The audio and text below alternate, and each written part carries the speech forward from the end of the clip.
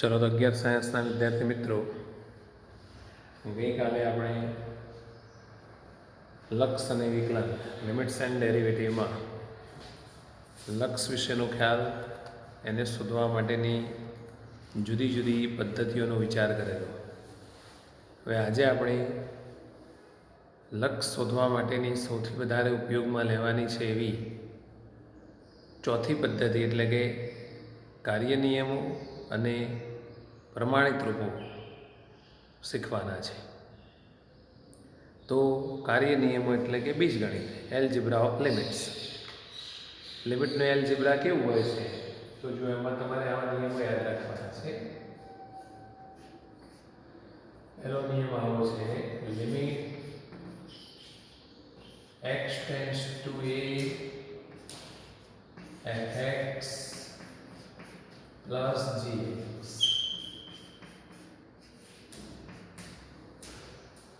તો કૌંસ છોડવાથી આવું લખી શકાય છે, limit x tends two a fx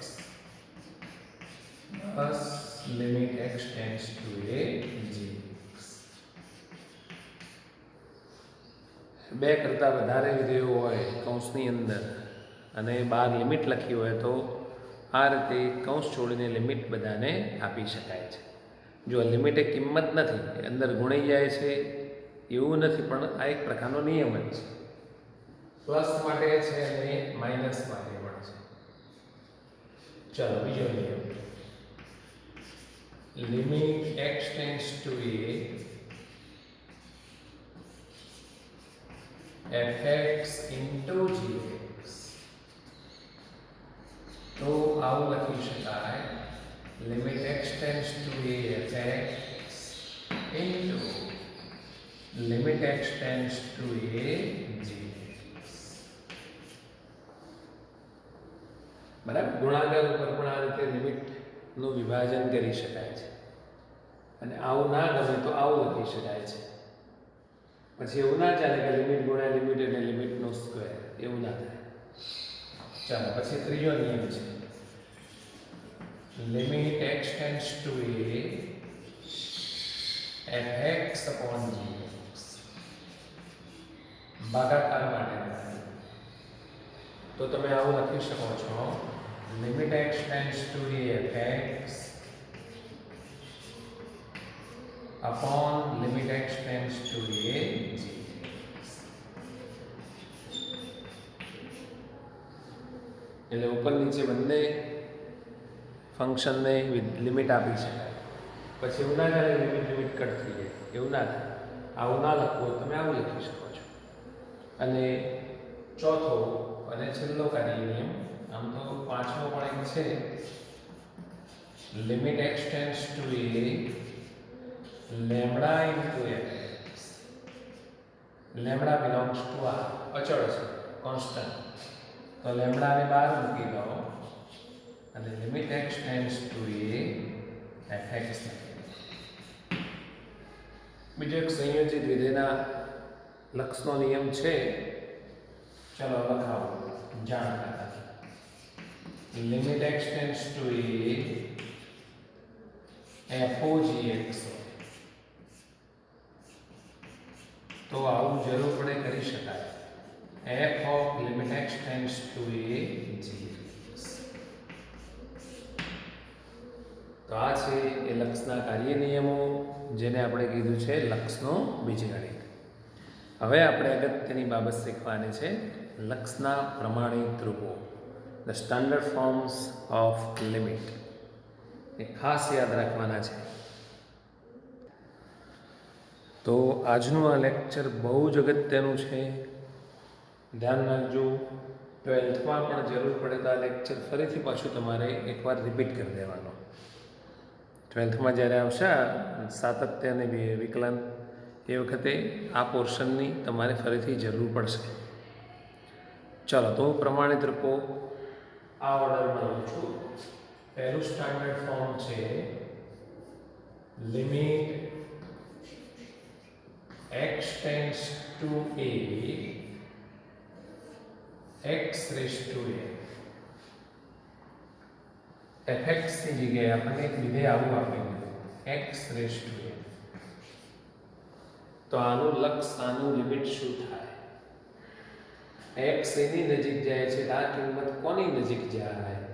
એ લક્ષ કહેવાય. તો ધ્યાન રાખજો, x ટેન્ડ્સ ટુ a છે એટલે અહીંયા જ્યાં x આવતો હોય ત્યાં a મૂકી દેવાનો અને પછી લિમિટ નહીં લખવાની. તો આ તમારું લક્ષ થઈ ગયું. n બિલોંગ્સ ટુ x ની જગ્યાએ x ટેન્ડ્સ ટુ a હોય તો a મૂકવાનો, x ટેન્ડ્સ ટુ b હોય તો b મૂકવાનો, x ટેન્ડ્સ ટુ 1 હોય તો 1 મૂકવાનો. એટલે આપણે એવું બોલીશું, લિમિટ મૂકવાની ટૂંકી ભાષામાં. જો હું તમને ઉદાહરણો આપીશ, એઝ ફોર એક્ઝામ્પલ, માનો કે આવું છે, limit x tends two 3 x square. આ લક્ષ શોધો, લિમિટ શોધો, ફાઇન્ડ લિમિટ. તો જે x આવે છે ત્યાં 3 મૂકી દો અને પછી લિમિટ નહીં લખવાની, મૂકી દો 3 નો સ્ક્વેર. તો આ ફંક્શનનું લક્ષ લિમિટ કેટલું છે? 9 છે. એમ ગમે તે હોય. ચાલો માનો કે બીજો example, limit x tends two 5 under route x હોય તો આ x રેઝ ટુ 1/2 જ કહેવાય. એટલે આ જ પ્રમાણિત રૂપ લાગુ પડે, આ જ સ્ટાન્ડર્ડ ફોર્મ એપ્લાય. તો x ની જગ્યાએ 5 મૂકી દો, એનું લિમિટ આવે √5. બરાબર. તો આ રીતે fx = x raise to n જેવું વિધેય હોય તો બીજી કોઈ ઝંઝટમાં પડવાનું નહીં, ટેબલ બનાવવાનું નહીં, ગ્રાફ બનાવવાનો નહીં, ડેફિનેશનનો ઉપયોગ કરવાનો નહીં, સીધું જ આ પ્રમાણિત રૂપ એપ્લાય કરવું. બોલો, ખ્યાલ રહેશે? ઓકે. ચાલો હવે એવું બને કે અહીંયા એક કરતાં વધારે ટર્મ્સ હોય તો શું કરવાનું? એટલે એને આપણે આવું કહીએ છીએ બહુપદીનું લક્ષ.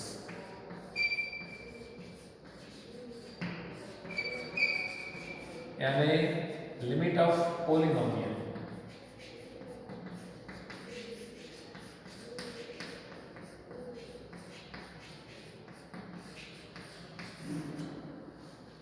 એટલે અહીંયા એક જ પદ હતો, એના બદલે આખી પોલિનોમિયલ હોય. એટલે માનો કે આવો લઈએ x પોલિનોમિયલ એટલે આવો a0 plus a1x plus a2x square up to anx raised to. આ એક પોલિનોમિયલ છે. તો હવે એનું લક્ષ કેટલું થાય? તો then limit x tends two,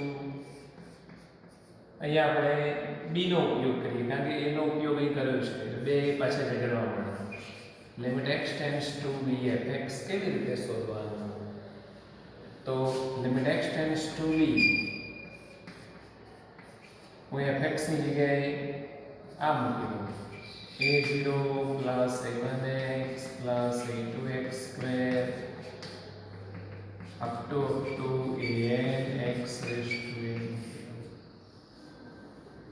બરાબર. હવે લક્ષના કાર્ય નિયમો, પેલા જે વર્કિંગ રૂલ્સ હતા એ પ્રમાણે બધાને અલગ અલગ લિમિટ આપી દો. કોન્સ્ટન્ટ હોય તો 12 લઈ લો, પછી આ પ્રમાણિત રૂપ એપ્લાય કરો તો આવું થશે. આપણે સીધું લખીએ છીએ a0 plus a1b plus a2b square up to anb raised to. અને આને જો આપણે fx કહેતા હોય તો આ શું છે? x ની જગ્યાએ b આવે છે એટલે આ fb થઈ ગયું. એટલે શું થયું જુઓ, limit x tends two b fx બરાબર fb થઈ ગયું. મતલબ કે જ્યાં જ્યાં x આવતો હોય ત્યાં કિંમત મૂકી દેવાની, લિમિટ મૂકી દેવાની. હું તમને એક એક્ઝામ્પલ આપું. As for example, limit x tends two 2 x square plus 3x plus 1. આ એક બહુપદી છે. બધી બહુપદીઓ આમાંથી જ બને, આ એનું જનરલ ફોર્મ છે. આનું કહે છે કે લક્ષ શોધો. તો બસ હમણાં કીધું એ પ્રમાણે જ્યાં જ્યાં એક્સ આવે છે ત્યાં લિમિટ મૂકી દો. એક્સની જગ્યાએ 2 મૂકી દો.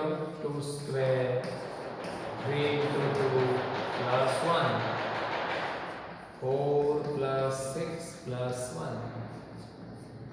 તો આનું લક્ષ કેટલું થઈ ગયું? 11. આ રીતે મિત્રો બહુપદી હોય તો પણ જ્યાં જ્યાં એક્સ આવે છે ત્યાં લિમિટ મૂકી દેવાની. બોલો, ખ્યાલ આવી ગયો? ચાલો હવે ત્રીજું, સમય વિધેયનું લક્ષ યાની કે limit of rational function. Rational function કોને કહેવાય? તો જુઓ,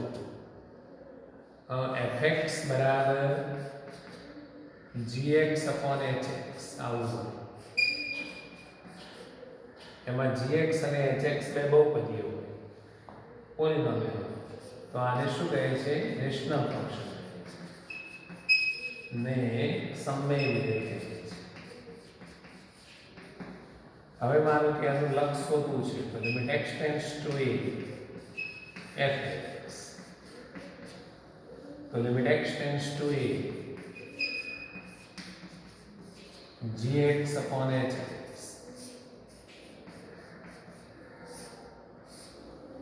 હવે ઉપર નીચે લિમિટ છૂટી પાડો.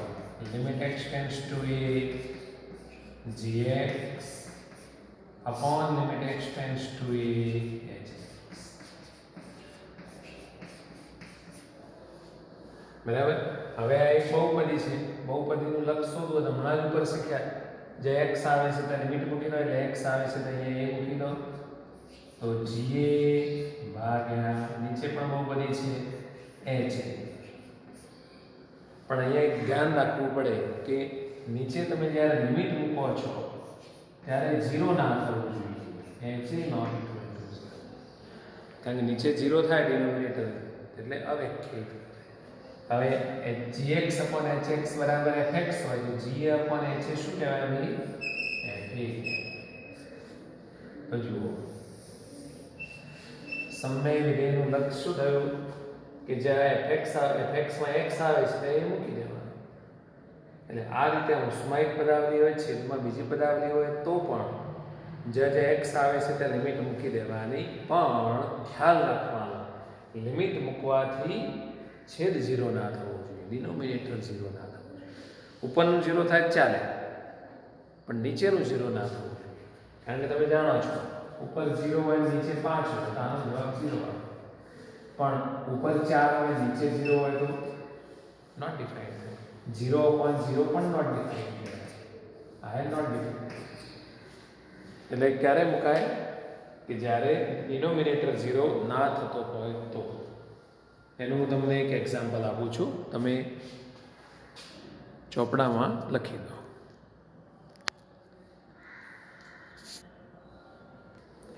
ચલો તો મેં એક ઉદાહરણ લખ્યું છું. Limit x tends two 2x ઘન -8 છેદમાં x -2. તો આમાં તમે જો સીધી લિમિટ મૂકવા જાઓ શું થાય? 2 નો ઘન -8 નીચે 2 માઇનસ, એટલે 8 - 8 0 ભાગ્યા 0 સ્વરૂપ. એટલે અવ્યાખ્યાયિત કહેવાય. તો હાલ લિમિટ મુકાય નહીં, થોડી રાહ જોવાની. રાહ જોવાની એટલે હાથ જોડીને બેસી નહીં રહેવાનું કે સાહેબે રાહ જોવાની કીધી છે, હમણાં મૂકીએ થોડી વાર, એવું નહીં. પણ એનું સાદું રૂપ આપીએ તો x ઘન -8 છે ને આવે એવું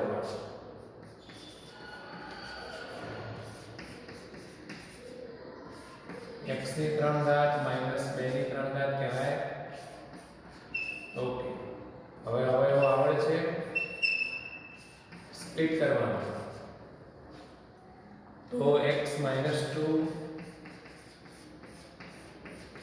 x square plus 2x plus 4 upon x minus 2. તો જેના કારણે નીચે 0 થતું હતું એક જ થઈ ગયું. હવે આટલું જ વધ્યું. Limit x tends two 2x square plus 2x plus 4. હવે તમે x આવે છે એટલે 2 મૂકી દો. 4 plus 4 plus 4. બોલો કેટલું લક્ષ આવી જાય? 12.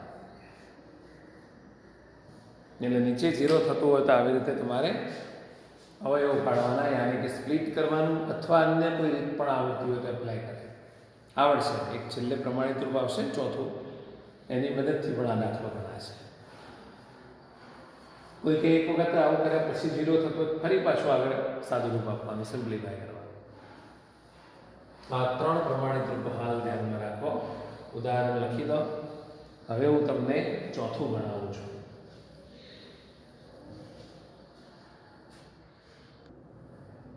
ચલો મિત્રો, બહુ અગત્યનું છે, ધ્યાન રાખજો. Limit x tends two a x raised to n minus a raised to n upon x minus a. આ સ્વરૂપમાં ગોઠવાયેલું કોઈ વિધેય હોય, આ ફોર્મમાં ગોઠવાયેલું કોઈ ફંક્શન હોય, તો જો અહીંયા તમે x ની જગ્યાએ મૂકવા જાઓ છો તો 0/0 થઈ જાય છે. અને માનો કે આપણને આના અવયવો આને સ્પ્લિટ કરતા નથી આવડતું, તો આનો જવાબ અહીંયા હું લખી એ પ્રમાણે લખી દેવાનો. શું કરવાનું જુઓ, તો ઉપર જે ઘાત છે આને કે પાવર છે લખવાનો n, બરાબર.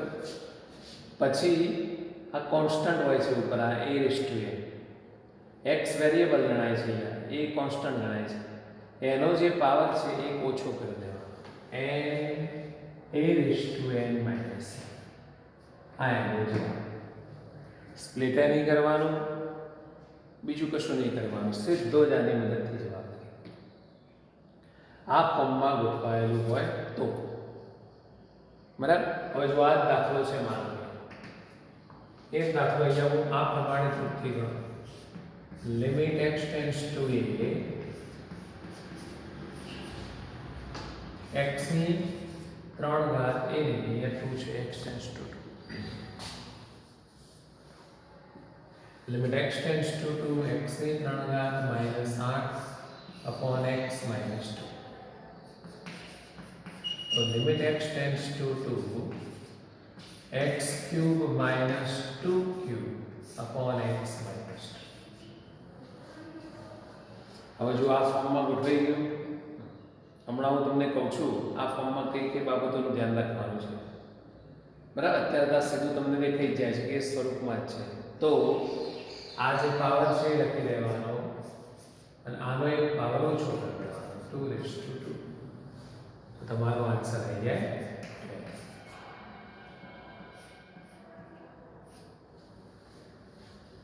પણ કોઈ દાખલો આ સ્વરૂપમાં છે કે નહીં એ જોવાનું બહુ મહત્વનું હોય છે. ઘણી વખત ના હોય તો થોડું તમારે એરેન્જમેન્ટ કરી ગોઠવવું પડે. તો એમાં શું જોવાનું કે કઈ કઈ બાબતોનું ધ્યાનમાં રાખીએ તો ખબર પડે કે આ ચોથા નંબરનું સ્ટાન્ડર્ડ ફોર્મ છે.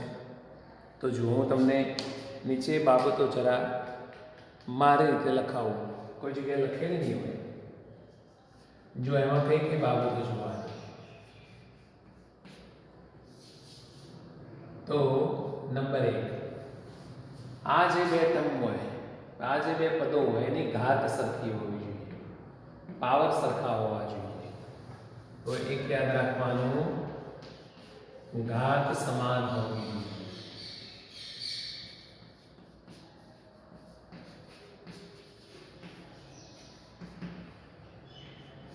Power will be same.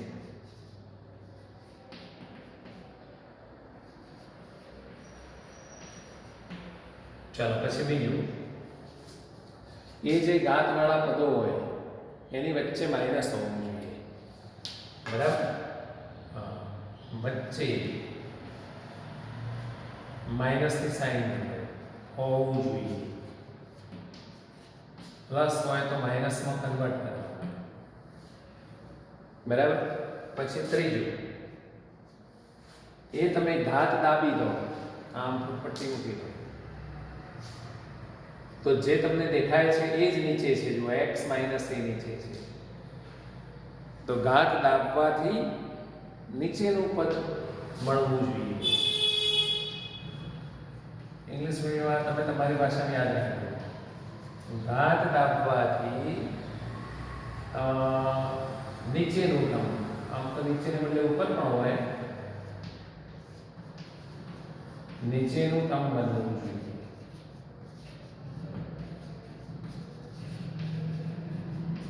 Term યાની કે પદ બનવું જોઈએ. અને ચોથો એક મુદ્દો જોવાનો હોય છે, એની બહુ જરૂર નથી, પણ આ જે લિમિટ છે એ પણ જોવી પડે. લિમિટ પણ જોવી પડે. આનો હાલ તમે બહુ ધ્યાનમાં ના લેશો, છતાં હું કહી દઉં કે આ જે x હોય એ અહીંયા આવવો જોઈએ અને આ જે y હોય એ અહીંયા આવવો જોઈએ. બરાબર છે? x અને a આ રીતે ગોઠવાયેલા હોવા જોઈએ. જો આ જગ્યાએ બધું એવું છે. હવે માનો કે હું એક દાખલો લઉં, x for example number 2. Limit x tends to 3 x raised to 1/2 minus 3 raised to 1/2 upon x minus 3. જોઈ લો, આ ચારે ચાર પોઈન્ટ સેટિસ્ફાય થાય છે.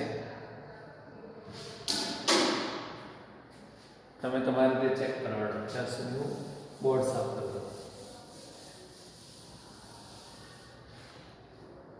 જુઓ, ઘાત સમાન હોવી જોઈએ, પાવર સેમ હોવા જોઈએ. ઓકે છે.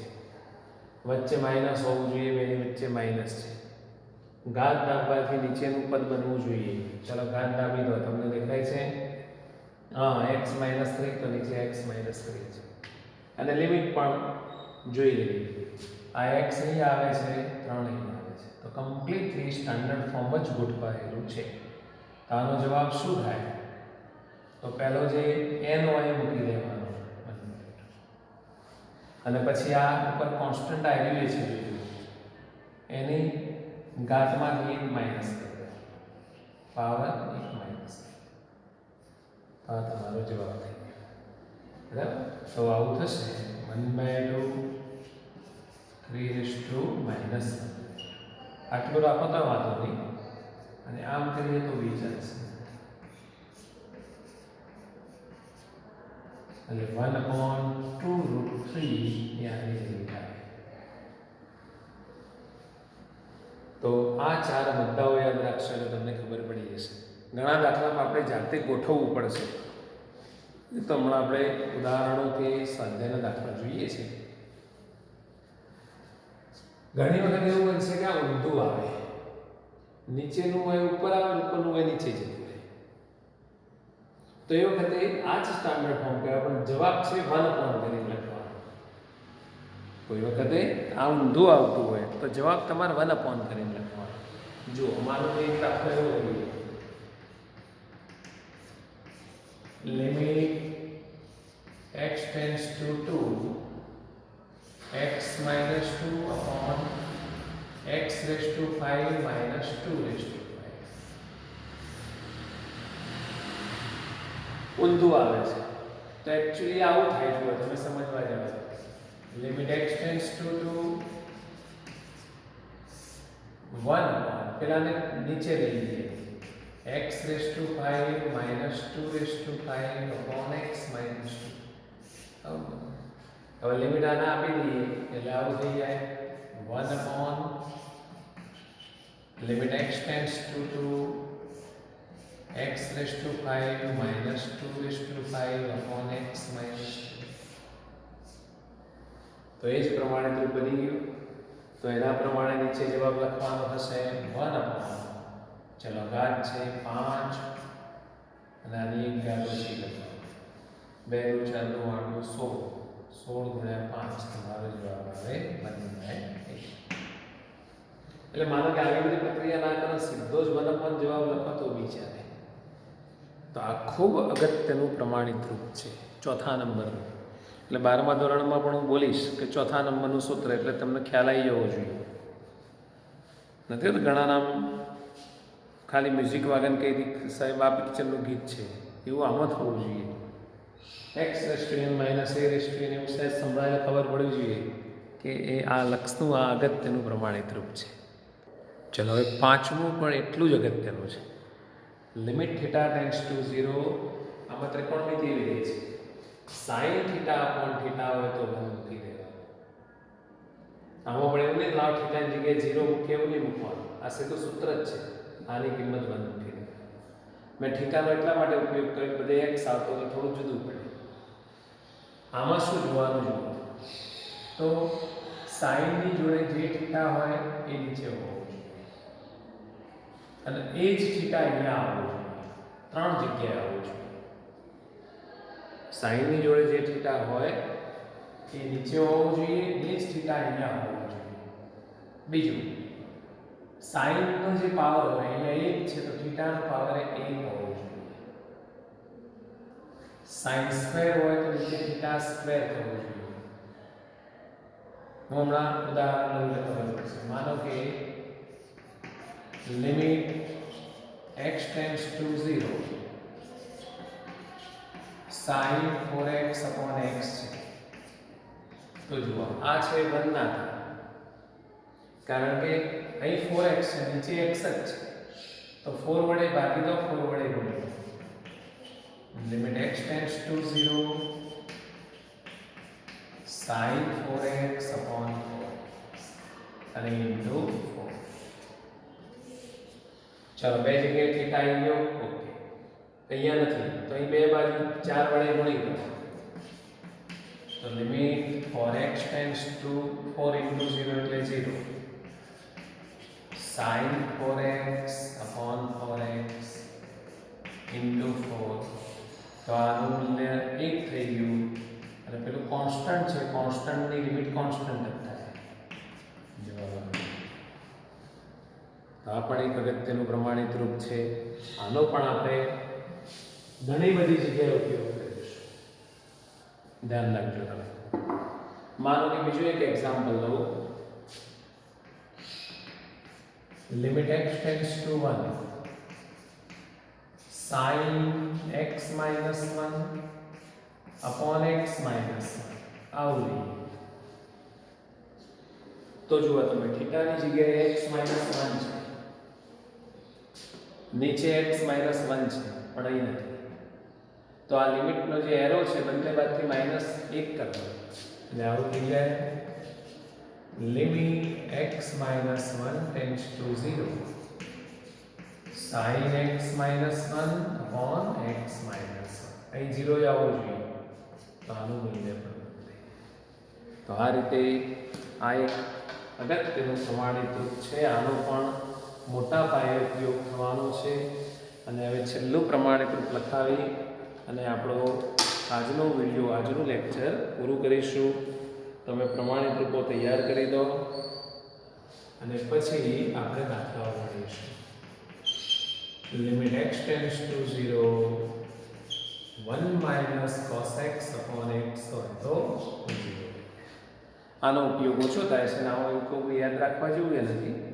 આના પરથી જ યાદ કર્યું છે.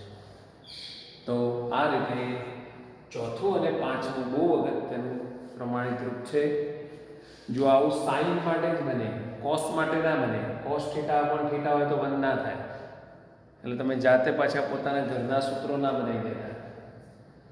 જાતે પેપર કાઢવું પડશે ને જાતે જ જોવું પડશે ને જાતે જ માર્કશીટ બનાવવી પડશે.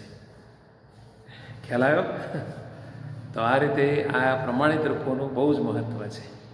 કોઈ કે સાહેબ બધી અહીંયા ઘાત પાવરની વાત કરતા હતા તો એ એટલા માટે કરતો હતો. એક સમય તો ના યાદ રાખો તો એ ચાલી જતું હોય છે. એમ કે ઉપર sin સ્ક્વેર થીટા હોય તો નીચે થીટા સ્ક્વેર એટલા માટે કે લિમિટ થીટા ટેન્ડ્સ ટુ 0 આમ લખી શકાય sin થીટા upon થીટા નો સ્ક્વેર આવું લખી શકાય એટલે આ 1 થાય 1 નો સ્ક્વેર એટલે 1 એટલે આ 1 થઈ જતું છે. અહીં sin સ્ક્વેર હોય તો નીચે થીટા સ્ક્વેર જોઈએ, sin ક્યુબ હોય તો નીચે થીટા ક્યુબ જોઈએ. એટલે આમાં કેટલી બાબતો યાદ રાખવાની થઈ? એક થીટા 3 જગ્યા આવવો જોઈએ. આ એક મુદ્દો યાદ રાખવાનો. થીટા 3 જગ્યા આવવો જોઈએ. બીજું sin નો જે પાવર હોય, પાવર એટલે ઘાત, એ જ થીટાનો હોવો જોઈએ. મુદ્દા નંબર 2. અને ત્રીજું અહીંયા 0 હોવું જોઈએ. લિમિટ થીટા ટેન્ડ્સ ટુ 1 હોય તો આનું મૂલ્ય 1 ના થાય. લિમિટમાં રાઈટ સાઈડમાં શું હોવું જોઈએ? 0 હોવું જોઈએ. તો આ 3 બાબતો જો પડાતી હોય તો એ આ પ્રમાણિત રૂપ છે અને એનું લક્ષ 1 થાય છે. 12મા ધોરણ માટે પણ આ વિડીયો આટલો જોઈ જ લેવાનો અને પછી એ પ્રકરણ આગળ ભણવાનું. બરાબર. હમણાં આપણે દાખલાઓ જોઈશું. દાખલા એટલા બધા મસ્ત છે કે 8મા ધોરણના છોકરાને પણ આવડી જાય. પણ આ શીખવાડ્યું હોય તો, પ્રમાણિત રૂપ શીખવાડ્યા હોય તો, બરાબર. આખું સ્વાધ્યાય છે, એમાં તમે એકદમ ક્લિયર થઈ જશો કે લક્ષ કોને કહેવાય. અને પછી વિકલનનો ટોપિક આવશે. ચલો, તો આટલા પ્રમાણિત રૂપો તૈયાર કરી રાખો, એટલે આવતીકાલે બધાને પૂછી અને આપણે આગળ વધીશું. તમારે જાતે જાતે પણ પોતાને પૂછવાનું એકલા. અને આમ તો એવું યાદ રાખો તો મજા પ્રમાણિત રૂપના નંબર સાથે ચોથું પ્રમાણિત રૂપ બોલેલા આખું બોલી જવાનું. Limit x tends to x raise to n minus a raise to n upon x minus a is equal to n a raise to n minus 1. પાંચમું, limit theta tends to 0 sine theta upon theta is equal to 1. તો આ રીતે પ્રમાણિત રૂપો તમે તૈયાર કરી લો. પછી નવા લેક્ચરમાં આપણે ઉદાહરણો, સ્વાધ્યાય વગેરે જોઈશું. Have a nice day. Wish you all the best.